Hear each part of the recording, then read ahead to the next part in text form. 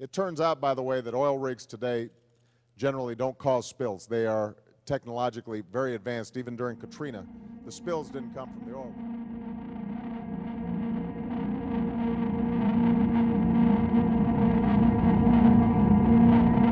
Horizon has exploded and is on fire. I say again, Deepwater Horizon has exploded and is on fire. Yes, sir. We think Horizon on fire. Okay, and everybody's off the rig. We have no idea.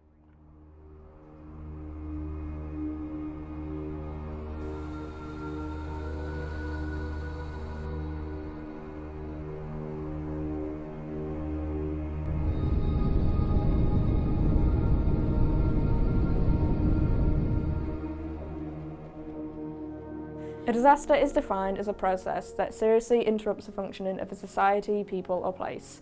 Here we have a disaster cycle.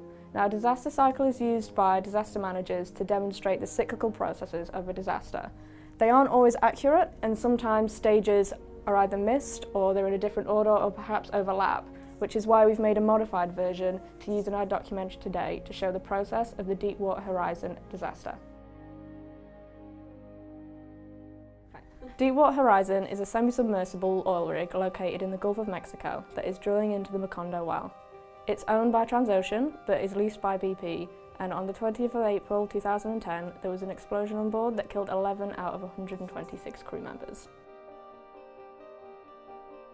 A drilling rig works by building a pathway from the seabed to the floating rig, known as a riser.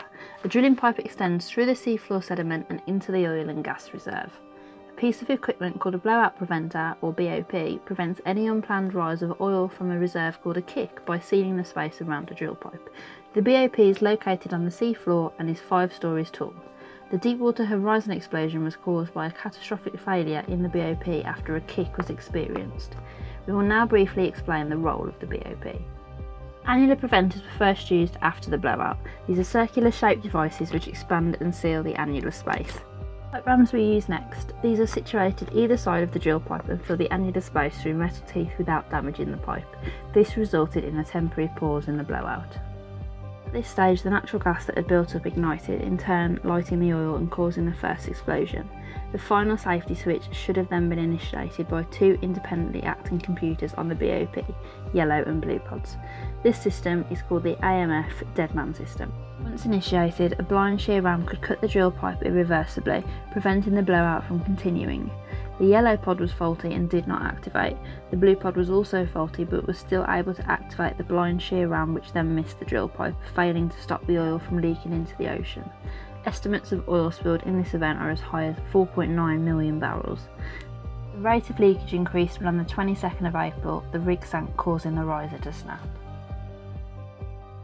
Our journey today begins by looking at the preparedness before the event took place, and to do that we go to our preparedness expert Elin.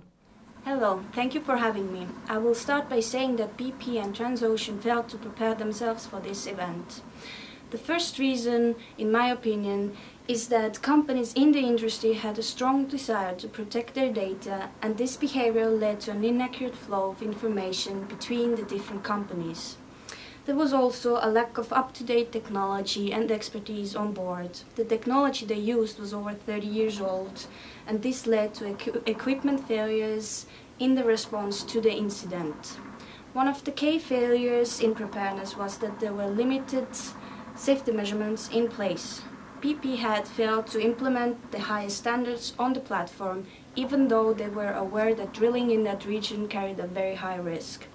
A report commissioned by Transocean revealed that the rig's computer system crashed regularly and many parts were in a poor condition. One of these was the blowout preventer, which had not been properly tested since 2000.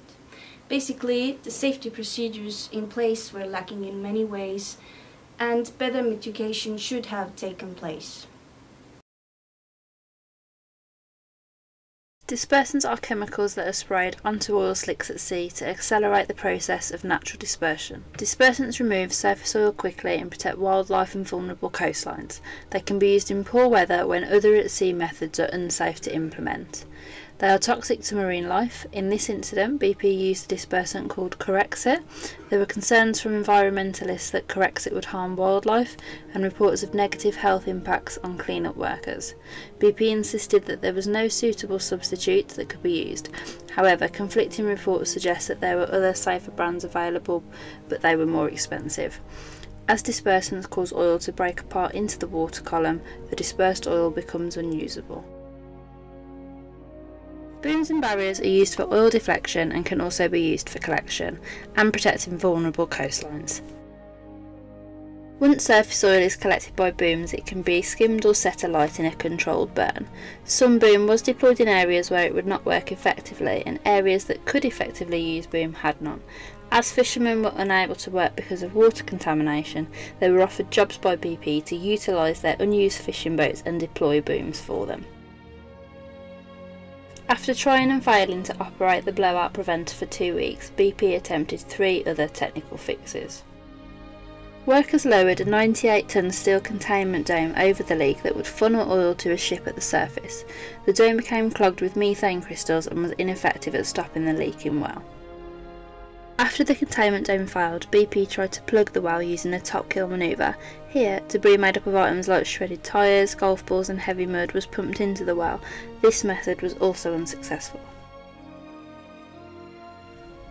A new containment cap was successfully placed over the well, collecting 11,000 barrels of oil per day. A new tight-fitting containment cap was then fitted over the wellhead and cement was injected at the top of the well. This method was successful and the well was officially declared sealed on September the 19th, 2010. Louisiana, the state closest to the spill, prepared for the worst-case scenario, requesting boom protection immediately. Louisiana residents were told to approach the situation just as we would before a hurricane comes ashore. Hope for the best, but prepare for the worst. When oil reached 3 miles from the shore, Louisiana declared a state of emergency. They requested assistance from other agencies and funds to mobilise National Guard members. After an oiled bird was found in Louisiana, Barack Obama declared that no new offshore drilling leases would be approved until a review was completed.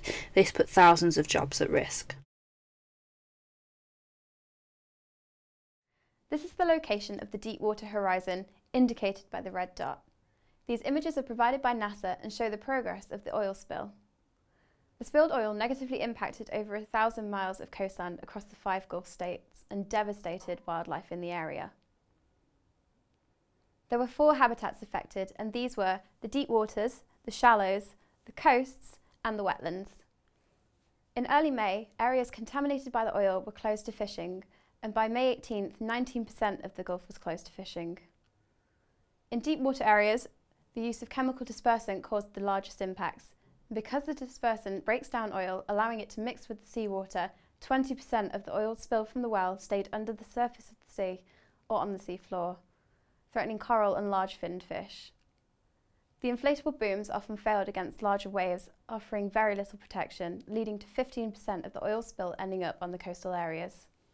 25,000 sea turtle eggs required relocation to the Floridian coast because of this. Almost 700 miles of wetland were polluted by the oil. Louisiana's salt marshes were the worst affected, with over 350 miles damaged by the oil. Over the next 3 years, increased amounts of permanent erosion were seen over 108 miles of the coastal wetlands affected by the oil. Wildlife and marine life was most affected in the shallow waters.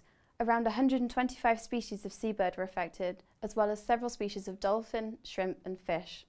Despite happening 7 years ago, several of these species have yet to recover, and these include bottlenose dolphins, sperm whales and several species of sea turtle.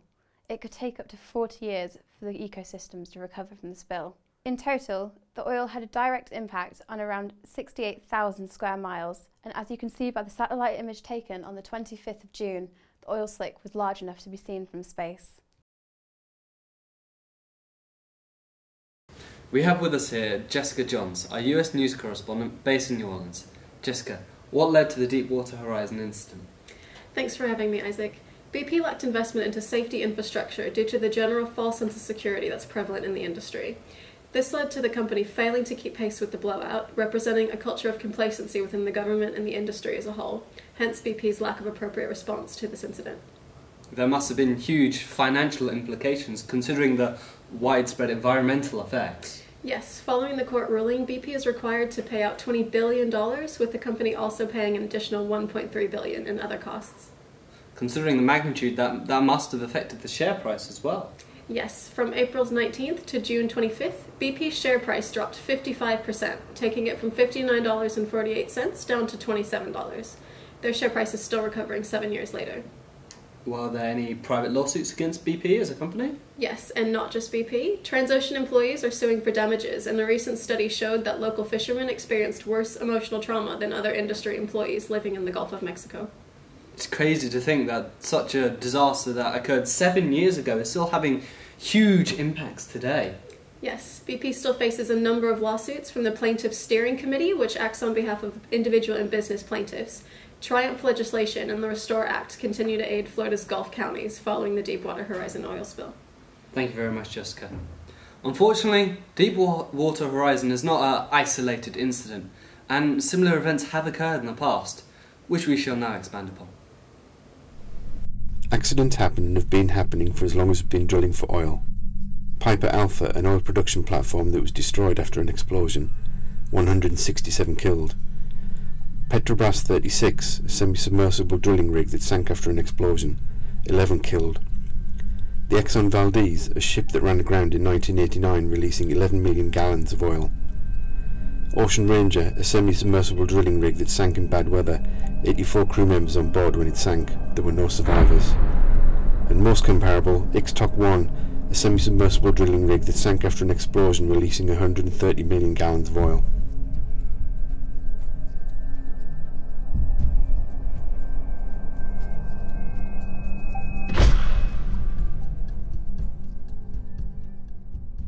It's easy to think that we've now reached the end of our cycle, but the reconstruction and rehabilitation of the area will take place for years to come.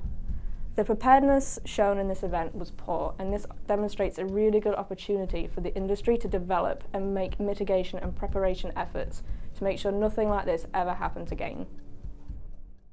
The millions of gallons of oil that have spilled into the Gulf of Mexico are more like an epidemic, one that we will be fighting for months and even years.